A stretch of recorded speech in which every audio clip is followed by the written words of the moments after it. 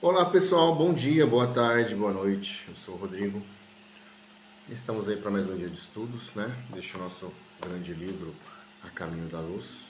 Mais uma lição aqui que vem nos ensinar, né? Mais um pequeno capítulo aí da história do nosso planeta, da nossa humanidade. E como sempre digo, né? O livro chama A Caminho da Luz. É o caminho que nós estamos seguindo. Estamos a caminho da luz, estamos a caminho de Deus, né?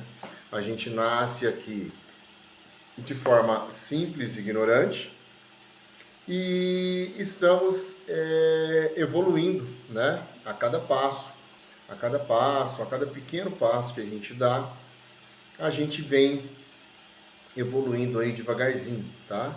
E essa evolução, como já falei outras vezes, ela pode ter já sido iniciada em outros locais, em outros planetas, né? A gente não viveu só aqui, a gente viveu em vários outros lugares. E é o que fala muito aqui da lição desse livro, né? Que fala muito do pessoal que veio de Capela, né? Os exilados de Capela, o pessoal que foi degradado de lá e ajudou na evolução do planeta Terra. Com certeza alguns estão aí até hoje, né? Acredito eu, né? E nós estamos passando novamente por outro processo de degredo, né? Algumas pessoas aqui já estão sendo levadas para outros planetas, para outros locais, né? Acredito eu que o planeta inferior à Terra e também planetas superiores, né? Aqui nós temos espíritos, tanto espíritos aí que necessitam de um pouco mais de estudo, né? Precisam aí de um pouco mais de lições no plano físico, tá certo? Eu gosto de falar, né? Espíritos ignorantes, espíritos né, inferiores, porque cada um está no seu processo, gente. Cada um está no seu processo, né? A gente pode falar que são irmãos aí que estão precisando estudar um pouco mais. E isso a gente pode se incluir também, tá? Não é a gente ser soberbo e achar que porque a gente estuda, a gente participa de uma religião X, eu sou espírita, eu sou evangélico, eu sou bandista, pelo fato de eu estar, né? Eu sou um católico fervoroso, né? Não é porque a gente segue uma religião que a gente é evoluído, não, tá certo? A gente simplesmente teve a oportunidade de estar seguindo isso para poder aprender um pouco mais, tá bom? Mas ninguém é melhor que ninguém, tá legal? Lição de agora é a grande virtude dos árias europeus. A misericórdia do Cristo, porém, jamais deixou de acompanhar esse povo, esse grande povo, do seu atribulado desterro. Esse desterro, né, gente? Desterrar, desaterrar, né? A gente pode como sinônimo dessa palavra, usar a palavra degredo, tá? Eles vieram de Capela para cá e Jesus já começou a acompanhar esses espíritos desde a saída deles de lá até eles chegarem aqui, tá certo? Então Jesus jamais abandonou aí esses irmãos. Ao influxo dos seus emissários, as massas migratórias da Ásia se dividiram em grupos diversos que penetraram na Europa, desde o Peloponeso até as vastas regiões da Rússia, onde se encontram os antepassados dos gregos, latinos, samnitas, úmbrios, gauleses, citas, íberos, romanos, saxônios, germanos e eslavos. Então, esses povos, eles foram, eles originaram, né, dessas massas migratórias, tá bom? Porque tinha uma massa migratória, né? Essa massa migratória é uma população, né? Uma grande quantidade de gente. E eles andavam de um lado para outro. Para quê? Para procurar comida, procurar um local para se estabelecer, procurar água, né? Procurar locais que ofereciam condições melhores para que eles se estabelecessem, né?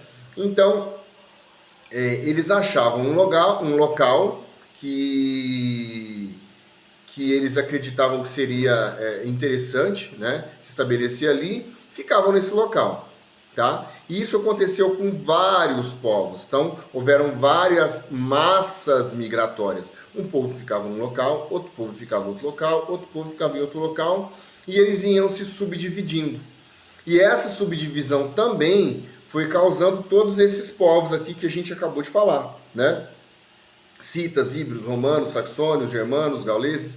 Então esse pessoal aqui, eles se originaram dessas massas migratórias, tá bom? Essas tribos assimilaram todos os elementos encontrados em seus caminhos, impulsionando-lhes os passos nas sendas do progresso e do aperfeiçoamento. Então, eles foram aprendendo, né? Aprendendo a maneira de viver naqueles locais, foram se desenvolvendo socialmente, foram desenvolvendo o próprio local também, né? Que eles estavam se estabelecendo, né? Levando ali também, a gente pode até dizer, um certo nível de evolução, tá certo? De evolução em vários aspectos sociais, a gente pode até dizer um início de um desenvolvimento econômico, né? Tarefas que eles iam desenvolvendo, então eles começaram sim a impulsionar o progresso e o aperfeiçoamento nesses locais, tá bom? Enquanto os semitas hindus se perderam na cristalização do orgulho religioso, as famílias arianas da Europa, embora revoltadas e endurecidas, confraternizaram com o selvagem, e nisso reside a sua maior virtude.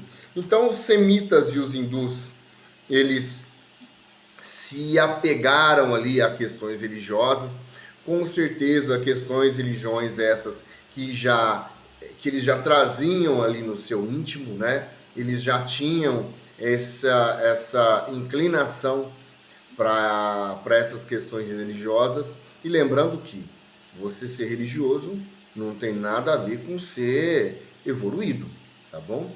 Religião é simplesmente um lugar, né?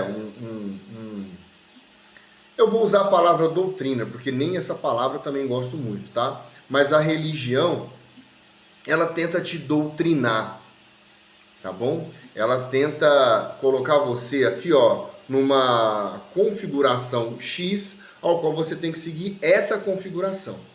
Isso é o que a religião faz, é o que a doutrina faz, tá? Eles tentam deixar a gente numa maneira formatada. A gente é formatado, né, de uma maneira, e você tem que seguir aquilo ali, tá bom? Isso não tem nada a ver com ser cristão, não tem nada a ver com a gente ser uma pessoa espiritualizada, tá bom? Isso tem a ver com conformação dogmática ditada por um ser humano imperfeito como eu, como você, tá legal? Tanto que eu comecei a entender o que é essa palavra doutrina, e a gente chama o espiritismo de doutrina, né? Eu não gosto dessa palavra, tá? Não gosto dessa palavra. A doutrina, como a gente aprende, ela vem doutrinar, ou seja, ela vem conformar você num espaço X, com ideias X, e você não pode sair daquilo ali mais, tá? E eu acho que não é assim que funciona. A gente tem que expandir a mente, expandir conhecimento, aprender mais, aprender com outras religiões, aprender até fora de religiões também, que não é porque você é religioso que você é evoluído, já falei isso, tá bom? Então, voltando lá, os semitas hindus, eles eram ligados a uma religião, e como já disse, isso não tem nada a ver com evolução, né? E isso levou a eles a serem povos extremamente orgulhosos, né? Um tanto quanto arrogantes e etc. E aí fala que as famílias arianas, embora revoltadas e endurecidas, Então, revoltado porque foi degradado de capela, né? E você, quando você está revoltado, sim, você tem o coração endurecido, você fica uma pessoa menos flexível, né? Mas eles confraternizaram com o selvagem, e nisso reside a sua maior virtude. Por quê? Esse povo selvagem, teoricamente, era um povo inferior a eles, e eles conseguiram se unir com esse povo, né? Assimilar esses povos, e isso foi uma virtude muito grande da parte deles. Assimilando os aborígenes, engendraram as premissas de todos os surtos das civilizações futuras, tá? Isso nada mais é do que a miscigenação, do que a gente ter realmente conhecimento de que todos somos irmãos, de que não existem castas, tá? Não existem pessoas umas melhores que as outras, tá? Se hoje você é melhor, ontem você não foi, e amanhã você poderá não ser melhor que o outro, tá bom? Então a gente tem que ser realmente muito humilde, colocar-nos, né, nos nossos lugares e saber que o mundo ele é cíclico, a vida ela é cíclica, tá bom? Então, se hoje você está por baixo, amanhã você está por cima e vice-versa. E o que eles fizeram aqui? Eles pegaram aqueles irmãos ali teoricamente inferiores e assimilaram também, tá bom? E isso fez o quê? Direcionou, né, ou melhor dizendo, moldou as civilizações futuras, como uma civilização miscigenada, com uma cultura plural, tá bom? Ao qual todos aprendiam com todos. Isso é legal, isso é interessante, tá bom? Nessa movimentação para o estabelecimento de novo habitat, organizaram as primeiras noções políticas da vida coletiva, elegendo cada tribo um chefe para a direção de sua vida em comum. Aí a gente já vê o início, mais ou menos, de uma política, né? Nós hoje temos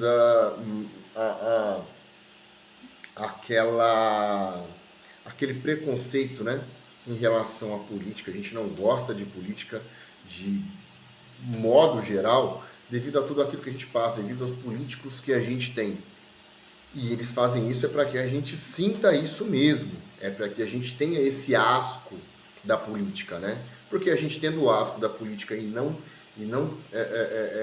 querendo uma aproximação desse povo, eles continuam lá onde eles estão e eles vão dominar, tá certo? Mas a política é uma coisa boa, né? Porque a gente precisa de ter líderes, a gente precisa de ter direcionamento, tá bom?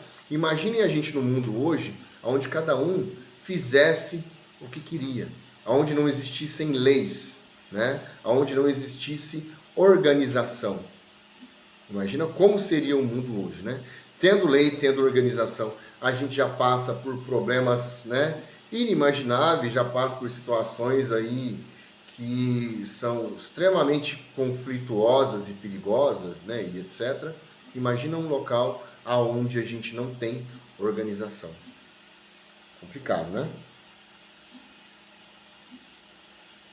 Então a gente já consegue perceber que lá nessa época, né, já antes inclusive de Jesus Cristo, a gente já tinha o início aí de uma atividade política, tá bom? A agricultura, as indústrias pastoris, com elas encontraram os primeiros impulsos nas estradas incertas dos que descendiam do primata europeu. Com as organizações econômicas oriundas do trato direto com o solo, deixaram perceber a lembrança de suas lutas no antigo mundo que haviam deixado. Então também a gente vê, né, que eles começavam já uma atividade econômica, atividade de plantio, né, uma atividade ligada já a gente pode dizer agronomia, né, a plantar, a colher, porque o que acontecia com povos antigos? Eles se estabeleciam num local, acabavam com aquele local, consumiam tudo que tinha para consumir. Quando não tinha mais nada para consumir, não tinha animal para caçar, não tinha mais planta, né, para se alimentar, eles saíam dali e iam para outros, né? E o que esses povos fizeram? Começaram a aprender um trato direto com o solo, né? Eles já começaram a plantar, começaram a perceber que eles deveriam sim cultivar os seus alimentos. Outra marca importante também. Bastou que inaugurassem na terra o senso da propriedade para que o germe da separatividade, do ciúme, da ambição e do egoísmo lhes destruísse os esforços benfazejos. As rivalidades entre as tribos na vida comum induziram-nas aos primeiros embates fraticidas. Aí, hoje em dia a gente tem o direito de propriedade, né, gente? Você trabalha, luta, compra sua casa, seu terreno, sua chácara, sua fazenda, e tá tudo certo, né? Mérito seu, tal. Infelizmente a gente tem muitas brigas, né, por essas questões também, tá? E isso já iniciou lá também, tá? Porque enquanto eles tinham até as terras, né, sendo utilizadas e cultivadas por todos, estava tudo certo. A partir do momento que essas terras começaram a ter donos, começaram a ter embates, como diz aqui, ó, embates, né? Embates fraticidas. Por quê? Uma tribo se estabelecia no local. A outra tribo se estabelecia em outro local. A tribo A estava de olho nas terras em que a tribo B estava estabelecida. E ali começavam pequenos conflitos, pequenas guerras, né? O que a gente sempre aprende, né? Aonde a gente... A liberdade do outro, ela termina onde começa a sua, né? E muitas das vezes as pessoas não conseguem respeitar a liberdade do outro. Seja liberdade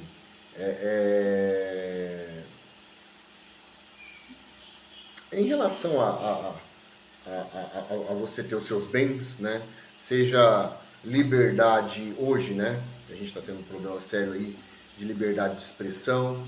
Então, independente daquilo que você é, que você faz, você tem seus direitos. A partir do momento que os seus direitos eles não são exercidos, outras pessoas estão começando aí a